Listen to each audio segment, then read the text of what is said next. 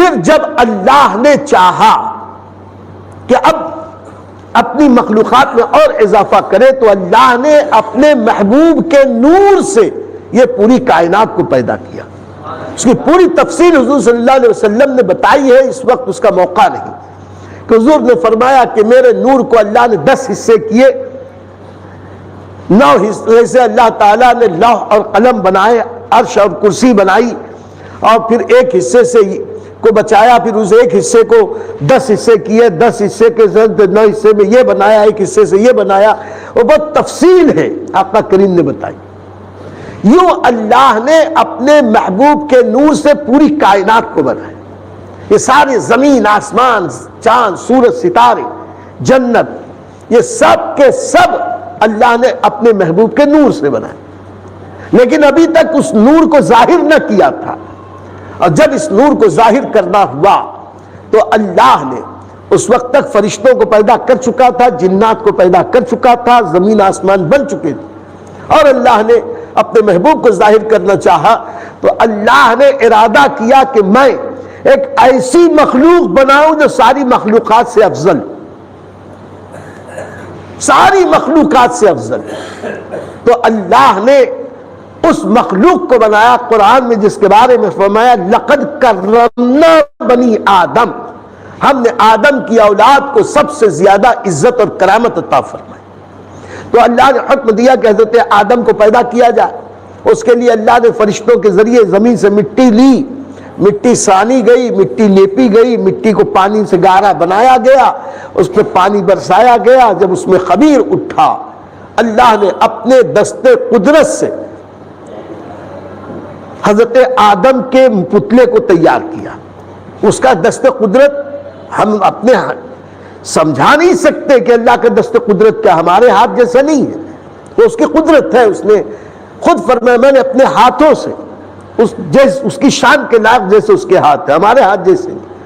اللہ نے اپنے دست قدرت سے حضرت آدم کا پتلا تیار کیا. وہ مٹی کا پتلا تھا بے جان.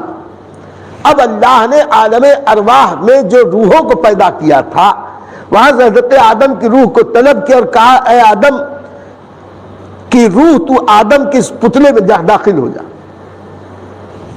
اب یہ جب روح آدم جسد آدم میں گئی تو گھبرا کے باہر نکل آئی. یہ بار بار جاتی، گھبرا کے اندھیرا پاتی، کہاں عالم ارواح کی چمک اور اجالے میں رہنے والی، اور کہاں اس انسانی پنجرے کے اندر قید ہونا. گھبرا کے نکلے تو اللہ نے اپنے محبوب کے نور سے حضرت آدم کی پیشانی اور اندر کو جگمگا دیا. جب نور پاک مصطفیٰ سے جسد آدم جگمگایا اور روح آدم اندر داخل ہوئی، اب جب اندر گئی تو یہ نور علی نور کو دیکھا تو وہ مست ہو گئی. جیسے ہی مست ہوئی، حضرت آدم کا پتلا مٹی کا پتلا تھا، گوشت پوشت کا انسان بن گیا اللہ کی قدرت سے. پھر اللہ تعالیٰ نے حضرت آدم کی پسلی سے حضرت حوا کو پیدا کیا. یہ ہوا وہ ہوا. اسی میں آپ نے سنا ہوگا اللہ نے سارے فرشتوں کو حکم دیا وَإِذْ قُلْنَا لِلْمَلَائِكَةِ اسْجُدُوا لِآدَمَ. اللہ نے فرشتوں کا اور حضرت آدم کا امتحان لیا. فرشتہ اس امتحان میں ناکام ہوئے، حضرت آدم علیہ السلام کامیاب ہو گئے. اللہ نے جن آدم علیہ السلام کو ساری کائنات کے ہر چیز کا نام سکھا دیا. رب نے پوچھا، حضرت آدم علیہ السلام نے فر بتا دیا. نتیجہ یہ نکلا کہ حضرت آدم علیہ السلام کی عظمت مسلم ہو گئی، ان کی قیادت، ان کی حکومت، ان کی سیادت مسلم ہوئی، اور اللہ نے حکم دیا کہ اے فرشتوں آدم کو سجدہ کرو. اب حضرت سارے فرشتوں نے حضرت آدم کو سجدہ کیا. اس سجدے میں بھی ہوا یہ کہ جب سارے فرشتوں نے سجدہ کیا، سب تو جھکے، سب تو سجدے میں گرے. ایک اکڑ گیا، جو اکڑا تھا اس کا نام تھا ابلیس. وہ کہنے لگا کہ آدم مٹی سے بنے ہیں، میں آگ سے بنا ہوں، میں اونچا ہوں، میں بڑا ہوں. فخر کیا، غرور کیا، گھمنڈ کیا، کہا یہ مٹی سے بنے، میں ان کے سامنے کیوں سجدہ کروں؟ یہ چھوٹے ہیں، یہ بات کے بنے ہیں، میں بڑا ہوں. وہ یہ بھول بیٹھا کہ چھوٹے بڑے سے کچھ نہیں ہوتا، اللہ کی عطا سے سب کچھ ہوتا ہے. اللہ چھوٹے کو عظمت دے دے تو تم کون؟ اللہ کی نافرمانی کی، سارے فرشتے سجدے میں گرے، فرشتہ یہ ابلیس کھڑا رہا، پہلے سجدہ کر کے جب فرشتوں نے سر اٹھایا، ابلیس کو دیکھا تو گھبرائے، اس لیے گھبرائے کہ ایک سجدہ نہ کرنے کی وجہ سے، اللہ کی نافرمانی کی وجہ سے، نبی کی تعظیم سے انکار کرنے کی وجہ سے اللہ نے ابلیس کے چہرے کو مسخ کر دیا، اس کا چہرہ بگڑ گیا۔ جب اس کے بگڑے ہوئے چہرے کو دیکھا تو فرشتوں کے دل میں خیال آیا کہ اللہ تیرا شکر ہے کہ تیرے فرمان پہ ہم نے سجدہ کیا تو ہماری صورت بگڑنے سے بچ گئی، فوراً دوسرا شکر کا سجدہ کیا۔ پہلا سجدہ اللہ کے حکم سے کیا، دوسرا سجدہ خود کر دیا۔ اب جب یہ سجدہ کیا، اللہ کو یہ سجدہ اتنا پسند آیا کہ قیامت تک کے لیے مسلمانوں کو حکم دے دیا کہ تم ہر رکعت میں کھڑے رہو 1 بار، رکوع کرو 2 بار، قعدہ کرو 1 بار، لیکن سجدہ کرو 2 بار، تاکہ ان فرشتوں کی یاد تازہ ہو جائے۔ پتا چلا آج کوئی پوچھے کہ رکوع 1 بار، رکعت 1 تو سجدہ 2 کیوں؟ تو آپ کو جواب مل گیا کہ یہ فرشتوں کی ادا ہے جسے اللہ نے پسند کیا، اور ساری امت کے مسلمانوں کو، ساری امت کو، سارے مسلمانوں کو اللہ نے 1 رکعت میں 2 سجدے کا حکم دیا۔ اب یہاں جو بات بتانا چاہتا وہ یہ ہے کہ سجدہ عبادت ہے، عبادت تو صرف اللہ کی کرنی چاہیے، لیکن یہاں حضرت آدم کو سجدہ کرایا جا رہا ہے۔ یہاں پہ کوئی بت کو پوجے، بت کے سامنے سر جھکائے، کسی ندی کے سامنے سر جھکائے، درخت کے سامنے سر جھکائے، ہم منع کرتے ہیں، کہتے ہیں کہ یہ کفر ہے، یہ شرک ہے۔ اور فرشتوں نے حضرت آدم کو سجدہ کیا تو اس کو سمجھو۔ بات دراصل یہ ہے کہ سجدہ حضرت آدم کو جو تھا، حقیقت میں اس وقت حضرت آدم کی عبادت کا سجدہ نہیں تھا، یہ تعظیم کا سجدہ تھا۔ سجدہ تو اللہ ہی کو تھا، اور حضرت آدم بمنزلہ قبلہ تھے۔ جیسے آج ہم کعبے کی طرف منہ کر کے نماز پڑھتے ہیں تو کعبہ ہمارا خدا تھوڑے ہے، ہم تو اجتماعیت کے لیے خدا کے حکم پر بطور قبلہ کعبے کو اپنے سامنے رکھتے ہیں، ورنہ کعبہ ہمارا خدا نہیں۔ ہم زمین پہ سر رکھتے ہیں، زمین کو تھوڑی پوج رہے ہیں، بلکہ زمین پہ اپنی ناک رگڑ کر اپنے ذلیل ہونے کا اعتراف اللہ کی بارگاہ میں کرتے ہیں۔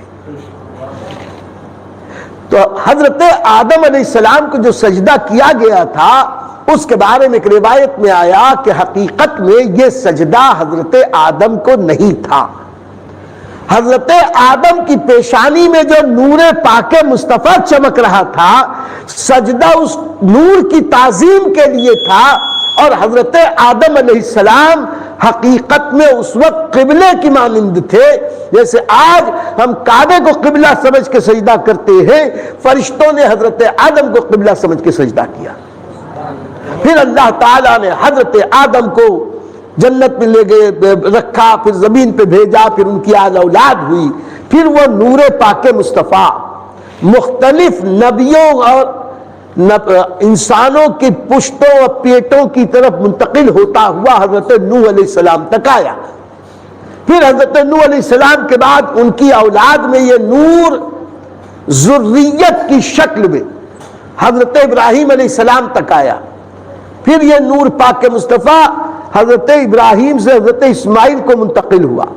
پھر حضرت اسماعیل کے بعد ان کی اولاد میں یہ سلسلہ بڑھا، اور چلتے چلتے عدنان نام کے ایک شخص کو یہ نور پاک ملا۔ عدنان وہ شخص ہیں کہ ہمارے نبی صلی اللہ علیہ وسلم کی 21ویں پشت کے دادا، اور نبی کریم صلی اللہ علیہ وسلم جب بھی اپنا نسب بیان کرتے تھے تو محمد ابن عبداللہ ابن عبد المطلب ابن ہاشم ابن عبد مناف، پھر عبد مناف کے بعد اور آگے عدنان تک حضور صلی اللہ علیہ وسلم اپنا سلسلہ نسب بیان کرتے تھے، اور اس کے بعد یہ فرماتے تھے کہ میں ابراہیم اور اسماعیل کی نسل سے ہوں، لیکن اور سلسلہ نسب کا نہیں بیان کیا۔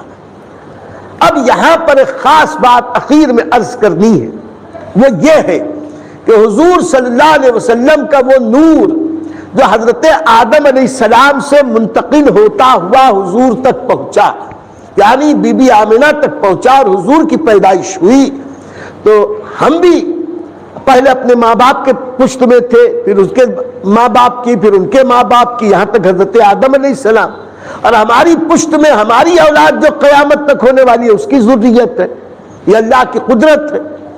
یوں ہی حضور صلی اللہ علیہ وسلم کا یہ نور جو منتقل ہوا ذریت کی شکل میں، تو اب ایک عقیدے کی بات سن لو، عقیدے مسلک اعلیٰ حضرت، وہ یہ ہے کہ حضرت آدم سے لے کر حضرت عبداللہ بی بی آمنہ تک جتنے نبی کے دادا دادی نانا نانی تھے، ان سب کے بارے میں خود نبی کریم نے ارشاد فرمایا۔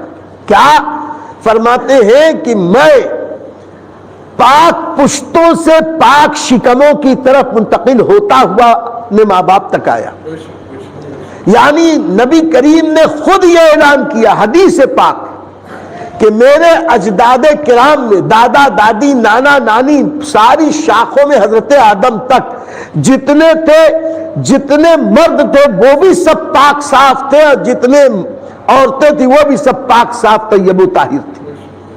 اب پاک صاف کا مطلب دو ہوتا ہے میرے دوستو، ایک ظاہر کی پاکی، ایک باطن کی پاکی، اور جو باطن کی پاکی وہ زیادہ اہمیت رکھتی ہے، وہی ہے ایمان۔ اب باطن کی ناپاکی ہے کفر اور شرک، اور نبی کہتے ہیں کہ مجھ کو اللہ نے پاک پشتوں سے پاک شکموں کی طرف منتقل کیا، یعنی میرے سارے دادی دادا نانی نانا سارے اجداد یہ پاک تھے، تو ہمارا ایمان یہ ہے کہ وہ سب ظاہری طور پر بھی پاک تھے، باطنی طور پر کفر و شرک سے بھی پاک تھے۔ اسی طرح حضور صلی اللہ علیہ وسلم نے یہ بھی کہا، میرے اجداد کرام میں جب بھی میں کسی نئی نسل کی طرف منتقل ہوا، کبھی بھی زنا کے ذریعے منتقل نہیں ہوا، نکاح کے ذریعے منتقل ہوا، یعنی میرے اجداد کرام میں کوئی ایسا نہ تھا جس نے کبھی کوئی خطا اور گناہ کی ہو، سب بے خطا بے گناہ تھے۔ اور حضور صلی اللہ علیہ وسلم کے اجداد کرام میں حضرت آدم سے لے کر حضرت نوح تک، پھر حضرت ابراہیم، پھر حضرت اسماعیل، پھر ان کی اولاد میں ہوتے ہوتے حضرت عبداللہ تک آیا۔ تو جہاں تک کی روایتیں ہمیں ملتی ہیں، خاص طور سے ہم جب حضور صلی اللہ علیہ وسلم کا نسب بیان کرتے ہیں تو محمد ابن عبداللہ ابن عبد المطلب ابن ہاشم ابن عبد مناف یہاں تک بیان کرتے ہیں، تو میں پورے یقین کے ساتھ آپ کو اس بات پہ آگاہ کرتا ہوں، خوشی کے ساتھ، کہ حضور صلی اللہ علیہ وسلم خود تو چمکتے دمکتے تھے، لیکن وہ جس دادا کی پشت میں رہے، جس دادی کی پشت میں رہے، ان کے نور نے ان کو بھی چمکایا، ان کے نور کی برکت ان کے دادا دادی کو بھی ملی۔ مثال کے طور پر دو باتیں، حضور صلی اللہ علیہ وسلم کے چچا ہیں حضرت عباس، انہوں نے حضور کے سامنے ایک نعت کہی تھی، اس میں کہا تھا حضرت نوح علیہ السلام کی کشتی نہیں ڈوبی، کیوں نہیں ڈوبی؟ اس لیے نہیں ڈوبی یا رسول اللہ اس وقت حضرت نوح کے پشت میں آپ کا نور تھا، آپ کا نور تھا، اس لیے کشتی نہیں ڈوبی۔ اور یا رسول اللہ ابراہیم علیہ السلام کو نمرود کی آگ نے نہیں جلایا، کیسے جلاتی کہ اس وقت یا رسول اللہ آپ نور بن کر ابراہیم علیہ السلام کے پشت میں جلوہ گر تھے، آپ کے نور کی برکت سے ابراہیم علیہ السلام کو آگ نے نہیں جلایا۔ اور اسماعیل علیہ السلام کی گردن پہ جب چھری نہیں چلی، یا رسول اللہ اس لیے نہیں چلی، چلتی کیسے؟ اس وقت آپ کا نور اسماعیل علیہ السلام کے بدن میں امانت تھا، وہ بعد منتقل ہونا تھا، اگر اس وقت وہ ذبح ہو جاتے تو یہ امانت کیسے دوسروں تک پہنچتی؟ تو نبی کی عظمت کا ایک پہلو یہ بھی ہے کہ نبی اپنے داداؤں میں جس پشت میں رہے اپنی نعمت و برکتوں سے انہیں نوازا۔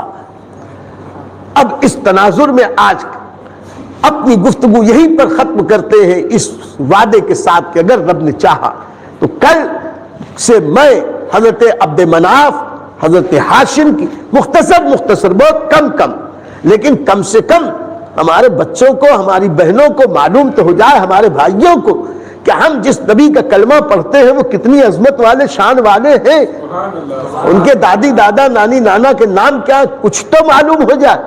کیا عجب ہے کہ اسی کی برکت سے اللہ ہماری نجات فرما دے، کیا عجب ہے کہ اسی کی برکت سے اللہ تعالی ہماری روزیوں میں برکت عطا فرما دے۔ خیر انشاءاللہ یار زندہ، صحبت باقی۔